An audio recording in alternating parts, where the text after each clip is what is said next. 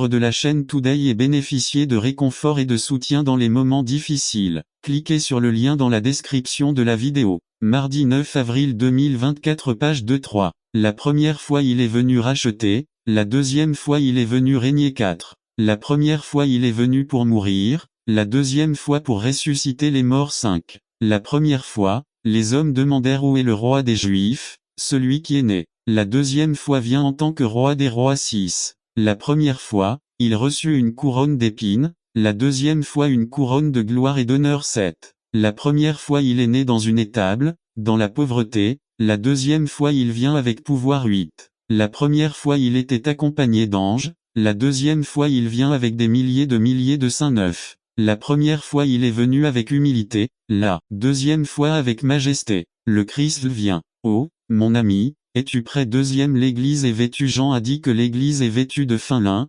propre et resplendissante. Comme il est difficile aujourd'hui de rester pur et propre. Chaque jour, on est attaqué par des messages du système de notre monde. Mais Dieu exige que son peuple soit pur. Il doit y avoir une différence marquée entre le croyant et l'impie. Le Seigneur dit à Jérémie: je t'ai formé, je t'ai connu, je t'ai sanctifié, je t'ai envoyé, je te donne ma parole, je suis avec toi. Voir Jérémie 1. Notre Père Céleste a la priorité dans nos vies. Il a le droit d'attendre quelque chose de spécial de chacun de nous. Nous sommes l'épouse de son Fils et il ne tolère pas que nous jouions la prostituée avec ce monde. Nous parlons de vivre une vie sainte, propre et brillante. Troisième L'Église est justifiée. Que signifie être justifié? Ce qu'on va faire. Que votre lumière brille donc devant les hommes, afin qu'ils voient vos bonnes œuvres et glorifient votre Père qui est aux cieux. Laisse ta lumière briller. C'est un commandement. Dieu a tout fait pour nous, mais il y a quelque chose que nous devons faire: lâcher prise. Nous devons laisser Dieu accomplir ses bonnes œuvres à travers nous. Nous devons nous soumettre à Dieu. Romains 6 dit que nous devons devenir des instruments de la justice de Dieu dans ce monde. C'est notre responsabilité. C'est pourquoi nous devons étudier la parole de Dieu. C'est pourquoi il faut se saturer de chaque page. Nous devons vivre la Bible devant les hommes dans la puissance de Dieu. Nous devons nous regarder dans le miroir de la parole et refléter sa gloire dans ce monde de ténèbres. La réaction à la lumière: lorsque nous manifesterons la justice divine dans ce monde, l'homme s'émerveillera. Voir la justice de Dieu chez une personne autrefois rebelle est formidable. Ils glorifieront Dieu. Ils le reconnaîtront comme l'œuvre de Dieu. Conclusion. Apprenez les Écritures. Méditez sur eux jour et nuit. Assimilez la connaissance de Dieu dans votre vie. Abandonnez-vous à Dieu dans cette nouvelle nature qu'il vous a donnée. L'Esprit de Dieu vit en vous. Écoutez sa voix. Rendez la justice dans sa puissance. Faites ce que dit la parole de Dieu. Reflétez la gloire de Dieu. Que votre lumière brille devant les hommes, afin qu'ils voient vos bonnes œuvres, et les hommes glorifient Dieu. Verset à mémoriser pour la semaine: Matthieu 5, 16. Que votre lumière brille devant les hommes, afin qu'ils voient vos bonnes œuvres et glorifient votre Père qui est aux cieux. Colossiens 1, 21. Et vous aussi, qui étiez autrefois étrangers et ennemis dans votre esprit, faisant de mauvaises actions, il s'est maintenant réconcilié. Romains 2, 4. Ou méprisez-vous les richesses de sa bonté, de sa patience et de sa longanimité, ne sachant pas que sa bonté vous conduit à la repentance? Ézéchiel 11, 19. Et je leur donnerai un cœur, et je mettrai en eux un esprit nouveau, et j'ôterai du milieu de leur chair le cœur de pierre, et je leur donnerai un cœur de chair. Philippiens 2, 13. Car c'est Dieu qui opère en vous le vouloir et le faire,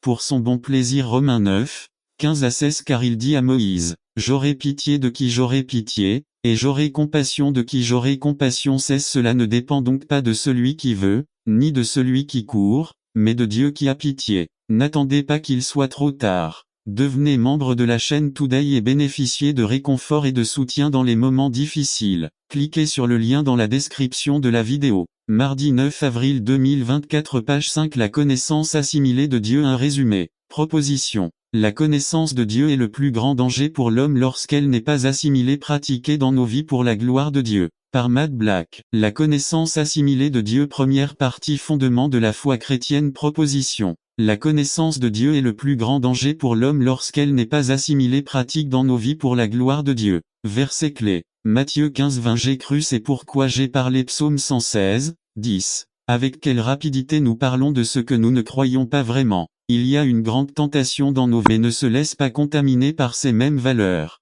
La façon de ne pas être contaminé est de vivre une vie de service aux défavorisés et à ceux qui vivent séparés de Dieu. 3. Pour éviter d'être contaminé par le monde, On parvient à ne pas vivre avec le système de valeurs contaminées qui s'oppose à la volonté de Dieu, le système qui méprise les pauvres. Pour Santiago, ceux qui ne s'impliquent pas dans des œuvres de charité vivent comme le monde 4. La religion qui prétend prier Dieu en esprit et en vérité sur son niveau vertical, doit aussi voir le Christ incarné dans les marginalisés du monde, c'est notre culte horizontal 5. Si nous ignorons cette deuxième partie de notre vie religieuse, notre religion est un échec, elle est impure, elle est contaminée, puisqu'elle implique que nous vivons avec les valeurs du monde, uniquement pour nous-mêmes 6. L'Église doit être pertinente pour la société. Nous échouerons en tant qu'Église si nous devenons indifférents aux souffrances de ce monde. Nous devenons partie du monde lorsque nous sommes insensibles à la souffrance de l'humanité au point de ne pas vouloir nous soucier de notre état de conformité. 7. Nous devons nous assurer que notre programme de mission de gagner des âmes est suffisamment large pour inclure ceux qui ont moins de chances que nous 8. Et seul Dieu peut nous donner la grâce et la vision nécessaires pour mener à bien la véritable mission 9. Dieu nous appelle à un engagement total. Tu ne veux pas répondre à cet appel. N'attendez pas qu'il soit trop tard. Devenez membre de la chaîne Today et bénéficiez de réconfort et de soutien dans les moments difficiles. Cliquez sur le lien dans la description de la vidéo mardi 9 avril 2024 page 4 récapitulatif des rachats. Racheté. Es-tu par Gary Huckabee, un sermon pour vous, un ministère d'évangélisation de Huckabee. Le sermon actuel racheté par l'évangéliste Gary Huckabee. Nos versets de texte sont aujourd'hui tels que vous les suivez. Galates 3, 13. Christ nous a rachetés de la malédiction de la loi, pour être devenu malédiction pour nous, car il est écrit, maudit est quiconque est pendu au bois. 1 Pierre 1, 18 à 19. Parce qu'il sait qu'il n'a pas été racheté par des choses corruptibles, quand il s'agissait d'argent et d'or, de la vaine conversation reçue par la tradition de ses pères, mais par le sang précieux du Christ, pour un agneau sans imperfection et sans lieu. L'Apocalypse 5, 9 à 10. Et ils chantèrent un cantique nouveau, disant, tu es digne de prendre le livre et d'en ouvrir les sceaux, car tu as été tué, et tu nous as rachetés pour Dieu par le sang de chaque famille et par la langue, et le peuple et la nation, et il nous a fait rois de Dieu et prêtres, et nous régnerons sur la terre. La prière du Père Céleste. Rencontrez-nous ici aujourd'hui. J'ai parlé à tous les cœurs, en commençant par le mien. Attirez les perdus vers Christ pour le salut, restaurez l'enfant déchu. Bénis cette parole à ta gloire. En Jésus-Christ notre Seigneur. Amen. Racheté comme j'aime le proclamer. Racheté par le sang de l'agneau. Racheté par sa miséricorde infinie, je suis son enfant et pour toujours. Racheté, racheté, racheté, par le sang de l'agneau. Today et bénéficier de réconfort et de soutien dans les moments difficiles. Cliquez sur le lien dans la description de la vidéo. Mardi 9 avril 2024 page 1. De son Saint-Esprit. Vous ne récolterez jamais la récolte à moins de planter la graine. Préparez-vous. 1 Pierre 3 15 Au contraire, honorez Christ comme Seigneur dans vos cœurs. Soyez toujours prêts à répondre à tous ceux qui vous demandent une raison pour l'espoir qui est en vous. Partagez votre expérience personnelle, ce que Dieu a fait pour vous. Connaissez et étudiez la parole de Dieu, pour répondre non pas avec votre opinion, mais avec la vérité de Dieu. Soyez respectueux. 1 Pierre 16 mais faites-le avec douceur et respect, en gardant une conscience pure, afin que ceux qui médisent de votre bonne conduite en Christ aient honte de leur calomnie. L'évangélisation n'est pas un débat qui doit être gagné. Dieu nous a appelés pour gagner les gens, pas pour des débats ou des disputes. Il a motivation à témoigner. 1 Pierre 3 18 car Christ est mort pour les péchés une fois pour toutes, juste pour les injustes, pour vous amener à Dieu. Il a souffert la mort dans son corps, mais l'Esprit l'a ramené à la vie, à l'amour de Dieu pour nous. En tant que chrétiens, nous avons l'obligation de partager le remède à notre maladie en phase terminale. L'amour de Dieu pour le monde entier. Si vous croyez vraiment que les gens sont perdus lorsqu'ils sont séparés de Dieu, alors vous êtes envieux si vous ne parvenez pas à les diriger vers Christ dans leur vie. Le monde laïque n'est peut-être pas prêt à entendre notre doctrine, mais il lui sera néanmoins impossible d'ignorer notre amour inconditionnel que nous pouvons lui offrir à travers le Christ. Rappelez-vous que les incroyants du monde ne sont pas nos ennemis, ils sont les victimes du véritable ennemi. Il est les résultats de notre témoignage. 1 Pierre 3 21b Le baptême n'est pas la purification du corps, mais l'engagement à avoir une bonne conscience devant Dieu. Ce salut est possible grâce à la résurrection de Jésus-Christ. Elle salut de la malédiction du péché. Victoire sur Satan. Qu'un espoir du ciel. 1 Pierre 3 22 qui est monté au ciel et a pris place à la droite de Dieu, et à qui sont soumis les anges, les autorités et les puissances. N'attendez pas qu'il soit trop tard. Devenez membre de la chaîne Today et bénéficiez de réconfort et de soutien dans les moments difficiles. Cliquez sur le lien dans la description de la vidéo. Mardi 9 avril 2024 page 2 conclusion. Quelqu'un a dit un jour: nous devrions parler à Dieu des gens, avant de parler de Dieu aux gens. Si ce dicton est vrai, alors nos prières pour que Dieu atteigne les perdus devraient abonder. Nous vivons dans un monde perdu et mourant qui a désespérément besoin d'un remède à son problème de péché. Le remède a déjà été planifié, ils ont juste besoin que quelqu'un le leur dise. Allez-vous garder la bonne nouvelle pour vous? N'attendez pas qu'il soit trop tard. Devenez membre de la chaîne Today et bénéficiez de réconfort et de soutien dans les moments difficiles. Cliquez sur le lien dans la description de la vidéo. Mardi 9 avril 2024 page 3 Une raison de diriger et suivre. Partie 9 Résumé. Parmi les livres écrits, l'ambassade et demande des conditions de paix 33. Par conséquent, quiconque d'entre vous ne renonce pas à ce qu'il possède ne peut être mon disciple. En matière de leadership, la planification de notre travail est d'une importance vitale. Réfléchissez un instant. Dieu a programmé la naissance, la crucifixion et la résurrection de son Fils avant la fondation du monde. Jésus a planifié son avenir et aussi le nôtre. N'attendez pas qu'il soit trop tard. Devenez membre de la chaîne Today et bénéficiez de réconfort et de soutien dans les moments difficiles. Cliquez sur le lien dans la description de la vidéo. Mardi 9 avril 2024 page 1 Qu'est-ce qu'un plan? Un plan est une liste écrite d'actions ordonnées et datées pour atteindre l'objectif souhaité. Habacuc 2, Nive. Habacuc reçut l'ordre. Écrivez la vision et faites-la ressortir clairement sur les tablettes, afin qu'elle puisse être lue immédiatement. Habacuc 2 LSG Écrivez ce message, la vision, enregistrez-le lisiblement sur des tablettes, afin que celui qui l'annonce puisse le lire facilement. La planification est le point de départ de chaque rêve ou objectif triomphe,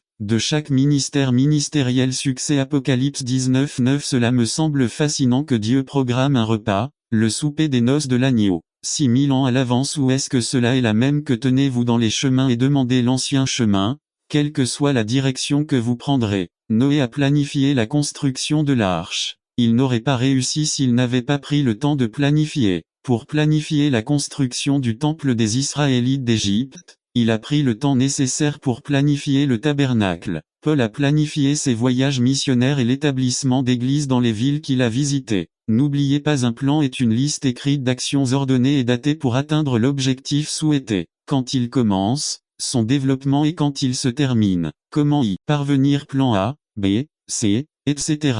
Il faut donc planifier et se rappeler, personne ne prévoit d'échouer, mais beaucoup échouent parce qu'ils ne planifient pas. En tant que leader, la première chose que vous devez faire lorsque vous démarrez un nouveau projet ou vos activités ministérielles est précisément de planifier à la fois à un niveau général et à un niveau spécifique. Autrement dit, vous devez élaborer votre plan de travail de Jésus connaît la puissance de l'habitude. Luc 4:16 Jésus arriva à Nazareth, où il avait grandi, et le jour du sabbat, il entra dans la synagogue, selon sa coutume. Les grands hommes ont simplement de bonnes habitudes. Un milliardaire a déclaré: j'arrive à mon bureau à 7 heures tous les jours, c'est une habitude. Recientement un novlista best-seller, que a vendido m accent aigu s de 1 million de libros dijo. Me levanto a la misma hora toda la mañana, comienzo a escribir a la 08, 0 am y de jo de hacerlo a la 16, 0 heure. Je le fais tous les jours. C'est une habitude. N'attendez pas qu'il soit trop tard. Devenez membre de la chaîne Today et bénéficiez de réconfort et de soutien dans les moments difficiles. Cliquez sur le lien d'aimer son prochain dans Lévitique 19:18. Tu ne te vengeras pas et tu ne garderas pas rancune contre les enfants de ton peuple. Au contraire, vous aimerez votre prochain comme vous-même. Moi, Jéhovah. Mais en considérant le contexte de Lév 19:18, nous découvrons que Moïse commande d'aimer son prochain dans des situations précisément dans lesquelles le favoritisme et la discrimination ont dressé leur tête monstrueuse de. Dans Lév 19:15, 3 versets plus tôt, Dieu commande à Israël: vous ne commettrez pas d'injustice en jugement, vous ne favoriserez pas les pauvres et vous ne traiterez pas les puissants avec déférence. Tu jugeras ton prochain avec justice. 3. Selon ce que Dieu dit dans le Lévitique, être partial, favoriser un groupe par rapport à un autre, qu'il soit riche contre les pauvres, ou pauvre contre les riches, n'est pas aimer son prochain, et nous enfreignons le 11e commandement. 4. Nous l'appelons le 11e commandement parce que Jésus a dit: je vous donne un commandement nouveau, aimez-vous les uns les autres. Jean 13:34. mais en réalité, il s'agit d'un commandement si ancien qu'il constitue une partie essentielle du deuxième tableau de la loi 5. C'est la réponse de Jésus à un pharisien qui lui posait la question. Quel est le plus grand commandement de la loi? Est-ce Matthieu 22 36 à 40? Jésus lui dit, tu aimeras le Seigneur ton Dieu de tout ton cœur, de toute ton âme et de toute ta pensée. C'est le grand et le premier commandement. Et la seconde est semblable, tu aimeras ton prochain comme toi-même. De ces deux commandements dépendent toute la loi et les prophètes. N'attendez pas qu'il soit trop tard. Devenez membre de la chaîne Today et bénéficiez de réconfort et de soutien dans les moments difficiles. Cliquez sur le lien dans la description de la vidéo. Mar 9 avril 2024 page 1-6. Le mot prochain apparaît 126 fois dans la Bible. Si vous voulez découvrir combien Dieu considère important de respecter ce 11e commandement, utilisez une concordance et analysez sous la parole et l'importance que Dieu accorde à ce sujet. 2. L'impératif d'aimer. La réaction apparemment rigide d'A. James contre le favoritisme et la discrimination nous dit que de telles attitudes au sein de l'Église ne sont pas une mince affaire. Son visage hideux ne devrait jamais apparaître à l'intérieur de l'Église 1. Santiago ne considère pas que faire preuve de respect des personnes soit simplement une faiblesse de caractère. Favoriser les riches ou ceux qui ont le pouvoir n'est pas un simple échec, c'est un péché. C'est une violation de la loi 2. Dans 2:9, nous trouvons des mots durs. Santiago dit à ses frères que leur attitude de favoritisme enfreint la loi. Jacques 2:9. Mais si vous faites de la distinction entre les personnes, vous commettez un péché et vous êtes condamné par la loi comme transgresseur 3. Nous pouvons voir à quel point Jésus accorde une urgence au 11e commandement. C'est tellement urgent qu'on le met à l'impératif du verbe. Je vous donne un commandement nouveau, celui de vous aimer les uns les autres. Jean 13, 34. B. Nous avons lu, expliqué et enseigné Jacques 1, 10 dans une série d'études bibliques pour donner de l'importance aux principes différents que nous pouvons immédiatement mettre en pratique pour développer vos compétences en leadership. La première semaine, votre capacité d'influence est développée. Pendant que nous étudions ce sujet, gardons à l'esprit les vérités suivantes. N'attendez pas qu'il soit trop tard. Devenez membre de la chaîne Today et bénéficiez de réconfort et de soutien dans les moments difficiles. Cliquez sur le lien dans la description de la vidéo. Mardi 9 avril 2024 page 1. Nous influençons tout quelqu'un. Pour démontrer cette vérité, prenez un moment pour écrire quelques noms. Les personnes que vous dirigez, les personnes que vous suivez. Les sociologues disent que même la personne la plus introvertie influencera 10 000 personnes au cours de sa vie. Nous devons alors arriver à la conclusion que nous influençons tous les autres et sommes influencés par les autres. Cela signifie qu'il y a des domaines de votre vie dans lesquels vous êtes un leader tandis que dans d'autres domaines vous êtes un suiveur. Personne n'échappe à cette vérité. Lisez Matthieu 8 5 à 13, 2. Nous ne saurons jamais qui ou combien nous influencerons réellement. Il y a des rencontres qui ne durent qu'un instant, mais qui marquent la vie,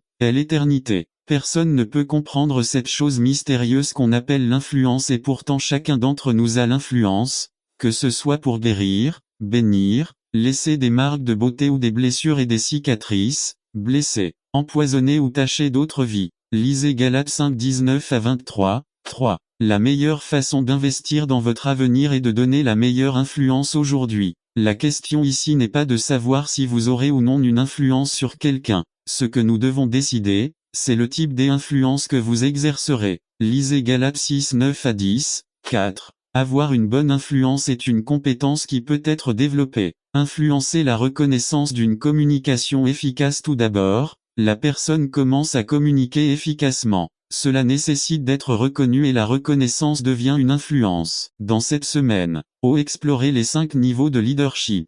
Méditez chaque jour sur ce qui suit au jour 1, position au jour 2, permission au jour 3, production au jour 4, développer les gens au jour 5, leader des foules 5. Leader des foules. N'attendez pas qu'il soit trop tard. Devenez membre de la chaîne Today et bénéficiez de réconfort et de soutien dans les moments difficiles. Cliquez sur le lien dans la description de la vidéo. Mardi 9 avril 2024 page 2. Respect. Les gens vous suivent à cause de qui vous êtes et de ce que vous représentez. Remarque. Cette étape est réservée aux personnes qui ont consacré des années à développer les autres et les organisations. Rares sont ceux qui parviennent à ce point et ceux qui y parviennent sont des chiffres énormes. 4. Développer. Les personnes. Reproduction. Les gens vous suivent à cause de ce que vous avez fait pour eux. Remarque. C'est là que se produit la croissance à long terme. Votre engagement à former d'autres leaders garantit la croissance de l'organisation et des personnes. Faites tout ce que vous pouvez pour atteindre ce niveau et restez ici. 3 résultats de production. Les gens vous suivent. La vidéo. Mardi 9 avril 2024 page 3 Jean 14 23 Si quelqu'un m'aime, il obéira à mes enseignements. Mon Père l'aimera-t-il et nous viendrons vivre à. Quels sont ses commandements? Jean 3 23 Et son commandement est que nous croyions en son Fils Jésus-Christ, et que nous nous aimions les uns les autres comme est-ce qu'il nous a envoyés. 15-12 Mon commandement est celui-ci: aimez-vous les uns les autres comme je vous ai aimé. Jean 3, 16 Nous savons ce qu'est l'amour parce que Jésus-Christ a donné sa vie pour nous. Même, nous devons donner notre vie pour nos frères. Jean 13 34 Je vous donne ce commandement nouveau: aimez-vous les uns les autres. Tout comme je vous aime, vous devriez vous aimer les uns les autres. Devrait-il s'aimer? C'est un commandement, pas une suggestion. Comment puis-je avoir confiance en lui de jugement? Maintenant, petits enfants, restez là afin que, lorsqu'il apparaîtra, nous puissions avoir confiance et ne pas avoir honte devant lui à sa venue. Jean 2, 28 Dieu est amour. Celui qui reste amoureux reste en Dieu et Dieu en lui. De cette façon, l'amour se perfectionne entre nous pour qu'au jour de jugement, ayons confiance, car dans ce monde nous sommes comme Jean 4 17 C'est ici que réside l'importance de l'Église. L'Église est fondamentalement une relation et l'Église fournit le contexte dans lequel nous pouvons aimer. N'attendez pas qu'il soit trop tard. Devenez membre de la chaîne Today et bénéficiez de réconfort et de soutien dans les moments difficiles. Cliquez sur le lien dans la description de la vidéo. Mardi 9 avril 2024 page 4 Comment honorer votre mère? Résumé. La responsabilité d'honorer votre mère commence lorsque vous êtes un enfant et se poursuit jusqu'au jour de votre décès. Jésus nous a laissé l'exemple de la manière d'honorer notre mère aux différentes étapes de notre vie. Par Joshua Pinto. Comment honorer votre mère? Le 5e commandement dit. Exode 20 12 Honore ton père et ta mère, afin que tu jouisses d'une longue vie dans le pays que l'Éternel, ton Dieu, te donne. Nive. La fête des mères est très importante pour les mères. Honorer signifie simplement valoriser, respecter ou rendre hommage. La responsabilité d'honorer votre mère commence lorsque vous êtes enfant et se poursuit jusqu'au jour de votre décès. Jésus nous a laissé l'exemple de la manière d'honorer notre mère aux différentes étapes de notre vie. Alors aujourd'hui, considérons comment Jésus a honoré Marie à différentes occasions de sa vie et prenons ces exemples afin que nous soyons déterminés à suivre ses traces. Obéissance et maturité à l'adolescence. Luc 2, 41 à 52 41 Chaque année, les parents de Jésus montaient à Jérusalem pour la fête de Pâques 42 Quand il eut 12 ans, ils y allèrent selon la coutume 43 Une fois la fête terminée, ils commencèrent leur voyage de retour, mais l'enfant Jésus était resté à Jérusalem, sans que ses parents s'en rendent compte. 44 Pensant qu'il faisait partie du groupe des voyageurs, ils voyagèrent une journée et le cherchèrent parmi leurs parents et leurs connaissances. 45 Ne le trouvant pas, ils retournèrent à Jérusalem pour le chercher. 46 Au bout de 3 jours, c'est de ne pas le connaître cœur à cœur. Par Joshua Pinto. Connaître Dieu intimement. Exode 33 11 à 15 11 Et l'Éternel parla à Moïse face à face, comme quelqu'un parle à son compagnon. Et il retourna au camp. Mais le jeune Josué, fils de Nun, son serviteur, ne quittait jamais le milieu du tabernacle. 12 Et Moïse dit à l'Éternel, vois, tu me dis, fais sortir ce peuple et tu ne m'as pas dit qui tu enverrais avec moi, mais tu dis, je t'ai connu par ton nom, et tu as aussi trouvé grâce à mes yeux. 13 Maintenant donc, si j'ai trouvé grâce à tes yeux, je te prie, montre-moi maintenant ton chemin, afin que je puisse te connaître et trouver grâce à tes yeux. Et regardez, ces gens sont votre peuple. 14 Et il dit, ma présence t'accompagnera et je te donnerai du repos. 15 Et Moïse dit, si ta présence ne veut pas m'accompagner, ne nous fais pas sortir d'ici. NKJV. Dans l'Exode, Moïse a prié, je prie pour que tu me montres maintenant ton chemin, en d'autres termes, je veux connaître tes projets pour ma vie. Dans Psaume 103 7, nous lisons que sa prière a été exaucée. 7 Il fit connaître à Moïse et aux Israélites ses plans et ce qu'il attendait d'eux. BLS. Notez que Dieu a fait connaître ses voies à Moïse, il a fait connaître ses plans ou ses voies aux enfants d'Israël. Moïse connaissait Dieu de telle manière que personne d'autre parmi le peuple de Dieu ne le connaissait. Le peuple d'Israël a vu les miracles de Dieu, mais Moïse connaissait les plans de Dieu. Il connaissait Dieu, mais Moïse connaissait Dieu intimement. L'un des plus gros problèmes dans les églises aujourd'hui est que beaucoup connaissent Dieu, mais très peu le connaissent intimement. Comme il sera triste, à la résurrection, de connaître Dieu face à face et de ne pas le connaître cœur à cœur. Aujourd'hui, je veux examiner 3 aspects de ce que signifie vraiment connaître Dieu intimement. Y connaître Dieu intimement, c'est avoir du repos, la paix. Dieu dit qu'il donnera du repos à ceux qui le connaissent intimement. Exode 33, 14 et il dit, « Ma présence ira avec toi, et je te donnerai du repos. » NKJV. Si vous ne connaissez Dieu qu'avec désinvolture, si vous ne voyez Dieu qu'apparemment, si vous ne voyez que des miracles et des bénédictions, vous n'aurez jamais de repos. De plus, la seule chose que vous ferez dans les moments difficiles est d'appuyer sur le bouton de panique. N'attendez pas qu'il soit trop tard. Devenez membre de la chaîne Today et bénéficiez de réconfort et de soutien dans les moments difficiles. Cliquez sur le lien dans la description de la vidéo. Mardi 9 avril 2024 page 1. Le peuple d'Israël était toujours frénétique, inquiet et murmurant. Ils ont vu des merveilles venant de Dieu. Ils ont vu les miracles de Dieu. Ils ont vu comment Dieu a divisé la mer Rouge. Ils ont mangé la manne que Dieu leur avait fournie dans le désert et ils ont bu de l'eau que Dieu a permis de sortir d'un rocher, même s'ils n'y en avaient pas. N'importe qui imaginerait qu'ils avaient la paix et le repos après tout cela, mais non, ils se surprenaient constamment à murmurer, parce qu'ils ne connaissaient pas les plans de Dieu. Tout ce qu'ils connaissaient, c'était les miracles et les bénédictions de Dieu. Hébreux 3. Dans la description de la vidéo. Mardi 9 avril 2024 page 3. Avant de commencer à pointer du doigt les pasteurs, les prédicateurs laïcs, les enseignants et les dirigeants en général, Jacques nous rappelle gentiment dans 3, 2a, car nous avons tout péché en beaucoup de choses. Ne commencez pas à battre les chefs de ceux que Dieu a choisis comme enseignants et dirigeants, parce que nous sommes tous coupables de nombreuses offenses par notre langue ou par nos actions ou même avec notre regard d'eux. Nous sommes tous pécheurs et commettons des péchés. Personne ne peut dire je ne fais pas ces choses, et je crois que nous avons tous un péché en commun, l'abus de notre langue. 3.